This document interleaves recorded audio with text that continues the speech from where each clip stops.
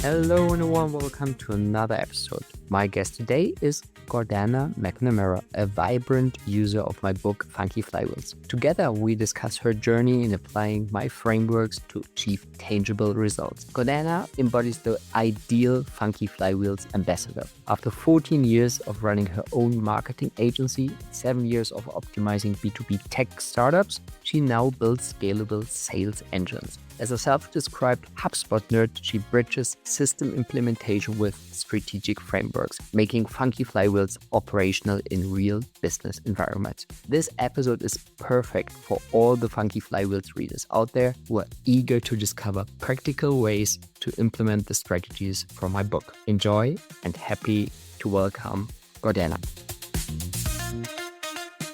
Gordana, and it's one of my absolute favorite stories behind the scenes, writing and making Funky Flywheels even better than the German one. So welcome you on the show.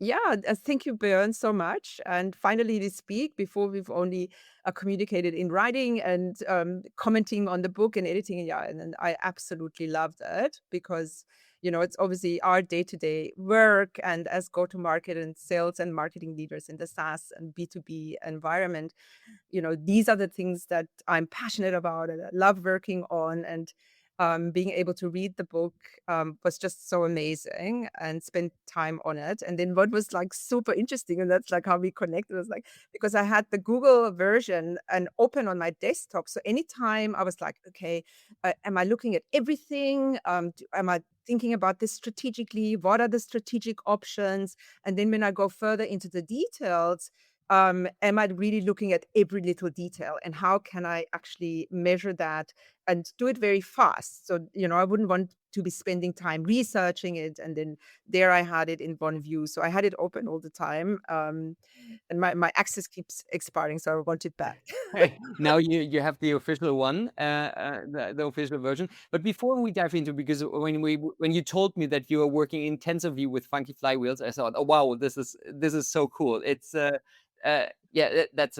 it's a perk. It's definitely a perk. And to give it a little bit more context, because you have a vast experience in the go-to-market area, maybe a short wrap up of your history and what you are doing, and then I think it helps even more to put this praise into context. I'm thrilled. Yeah, awesome. So I was the founder of my own business. I ran a marketing agency for 14 years. And eventually I came back into the tech space, which was my original passion. And I've been working with B2B tech, SaaS tech startups for the last 7 years, growing sales organization, optimizing processes, working with KPIs, building sales teams, hiring, optimizing. So building structures. And I have now moved out of the last startup I was working for, actually an HR SaaS tech startup, which is in the process, which actually is an exit. And I'm currently Congratulations. working on several projects. I've just had a corporate venture within the insurance industry. One of the industries I work in is insurtech. And also I'm working with a business process mining startup called Norea Intelligence, where I'm helping to build sales processes, the initial structures, but also always optimizing, building for scale, being ready you can scale to any size once you've got the basics in place. So that's what I'm currently doing. And obviously the Flywheels book, it came really, really handy, as I said, into especially doing the several projects at a time. Great. So one of my key motivations were, and I'm super curious to hear your thoughts and how you applied it. So building up this foundation, and I've read some sales books. So Acceleration Formula by Mark Bursch is one of the most fascinating books I've read. I think I've read 10 years ago. But then there wasn't so much out there, especially kind of combining and aligning marketing, sales, customer success, and product. And there's a book I'm a big fan of, Jocko and Winning by Design, Revenue Arch. It's super, super thick, 600 pages plus, but I would say you have to grow into that size that you really can get the best out of the book. And I always wanted to have a kind of a solid foundation, simplified with kind of 4 dimensions of the flywheels, and then still have the chance, and in some parts I dig deeper and I provide numbers and calculation, etc. So how did you perceive the book, and what do you like about the book? So you already kind of indicated something. What I like about the book, that it really speaks to everything that I do on a day to day, regardless of where, that comes from. I mean, I think when I started really professionalizing this idea of marketing and sales being one and building processes in organizations, I mainly worked with HubSpot's content. Mm, So this yeah, is this it's a good is where resource. that because I'm absolutely passionate about HubSpot, and I've implemented Same it here. several times. And then when this was like all self, I mean, obviously I was a sales leader anyway, and running my own company, but professionalizing it, it all came from HubSpot content. It's amazing content. So I did all the videos, and when I read the book, I found many of those things, and what the definition of an MQL and how you move through the sales process. Because in the end, it only makes sense if you duplicate it, if you have like a digital twin in a system, the thoughts that wherever you're structuring those processes in a Miro board or in an Excel sheet or wherever, how you're doing that, I- you know, like it's got to be practical in a way that you're collating the data in a system. Yeah, it could be any of the pipe drive, but I'm a HubSpot Yeah, nerd. same. Yeah. Yeah, and maybe we kind of unveil the kind of the extra bonus, because you volunteered to share it in a very practical way, how you converted this digital version into your daily work with for your own next project, but also working with clients. And you volunteered to share it at least briefly to get an idea how it became real and a daily part of your work. Yes, this is. I'm totally excited. I just hope technology is going to work with us right now. Let me share it. Yeah, fingers Uh, crossed for that. yeah, exactly. So I'll go and share my own screen, my full screen. By the way, super cool that you are sharing this. It's one of my highlights. What happened Oh, over the last weeks? Yeah, because it's a very authentic and yeah, it's a really touching story. So I really love it. yeah, no, it's the truth. What must I say? You see my screen? Yeah, So you will recognize the book, so that at the beginning we're there, and this is now focusing on sales strategy and moving into sales process. And how do you structure a funnel? What do you do? Which sales methodology do you use? Right. So yeah. I put all of that together, and there you can see Okay, here there's we your go. beautiful sales strategy, right? That Nice. Yeah, yeah, yeah, yeah. And I don't think I've read it anywhere else. Yes, we know what it is this and it is this, and we do all of that.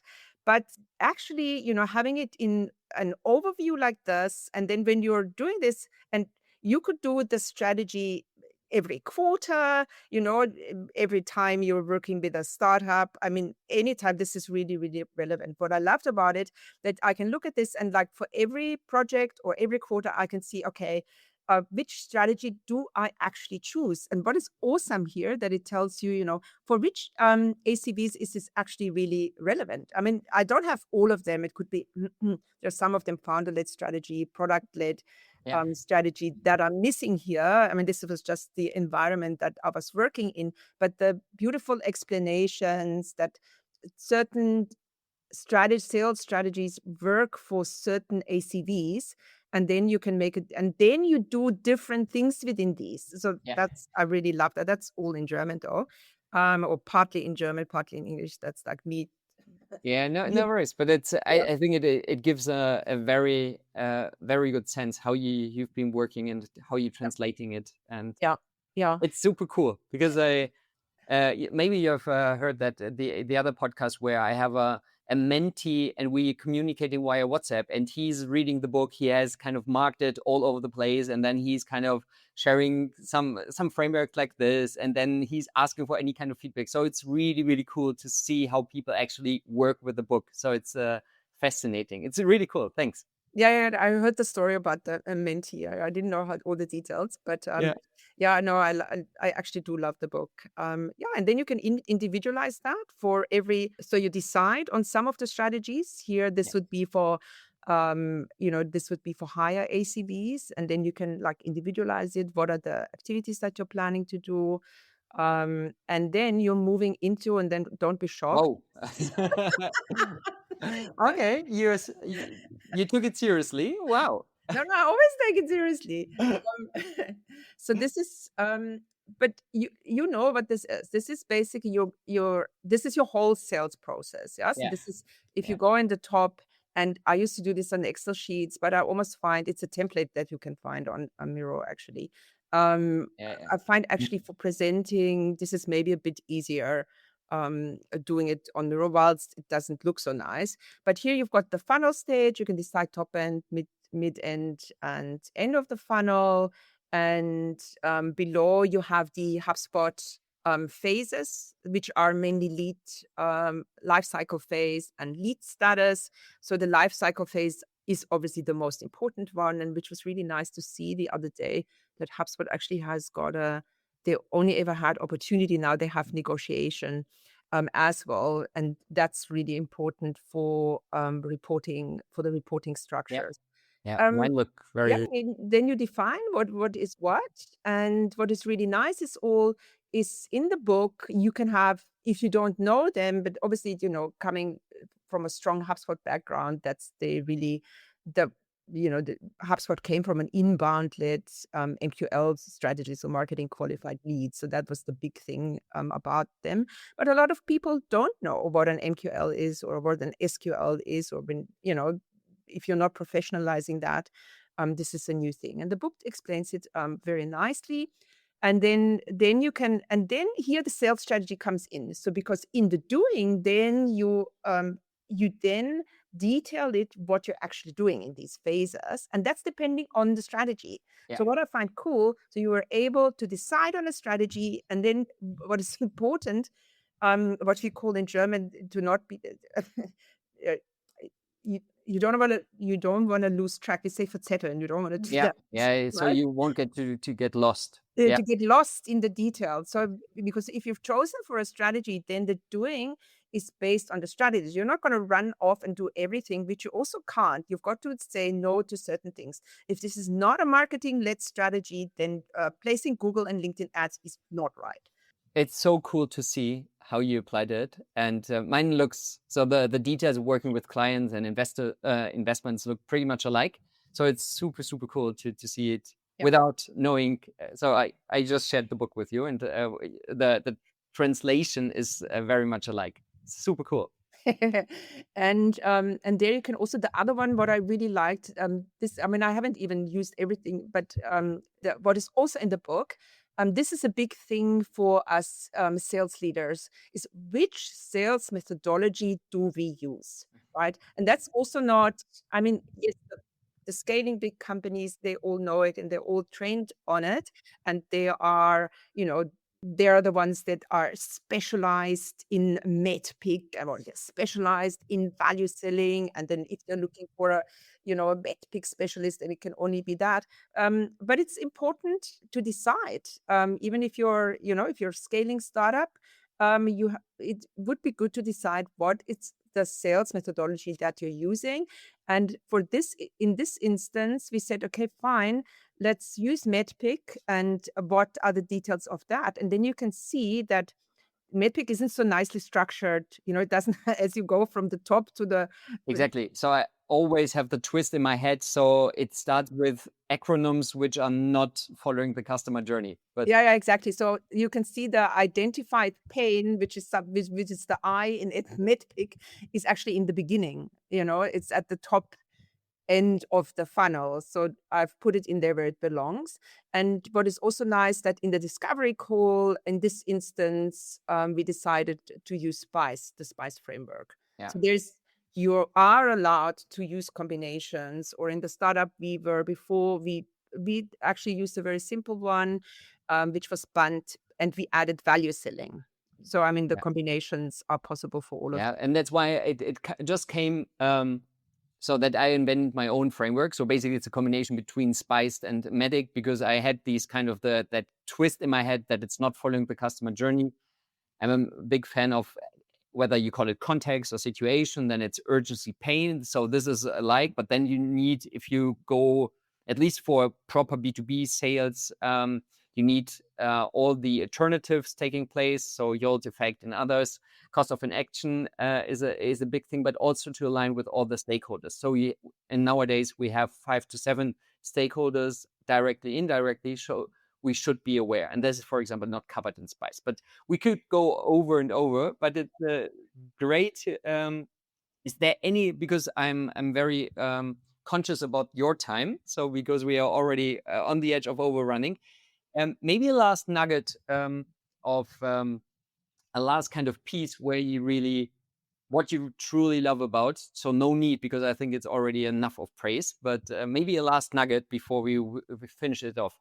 Have I stopped sharing? Just 1 second. Yes, you did. Cool. I'm back. Just say again your question. I was busy with the second. No, I just said just before closing off, is there any kind of last nugget of praise which hasn't been mentioned, bearing in mind that it's already a lot? What is also pretty cool in the book, that there are all the formulas of all the KPIs, which you know, because I looked at all of them whether they were correct. Hey, you were very thoroughly checking them, and Yeah. No, I love my KPIs, and the way of data-driven working, and putting it all into systems, and what KPI will show you and give you indications for what is going wrong or what is going well in the company that you're in at the moment. This is also a very, very interesting aspect in the book. Yeah, thanks a lot. So, Gordana, it was so great to have you on the show. So we could easily go for ages, but maybe we take another time. So I will make sure that you get a hand-signed copy soon. Thank you. And that's at least the small little thing I can do as a return to returning the favor. So I wish you a wonderful day, and I'm pretty sure that we will talk soon. Yeah, same to you. Thank you very much for having me. Bye-bye. Thank you very much for tuning in. Each week, I have the pleasure of engaging with exceptional founders, industry experts, and investors to discuss the ups and downs of early stage growth. I primarily focus on B2B and Gen AI startups progressing from 1 million to 10 million ARR.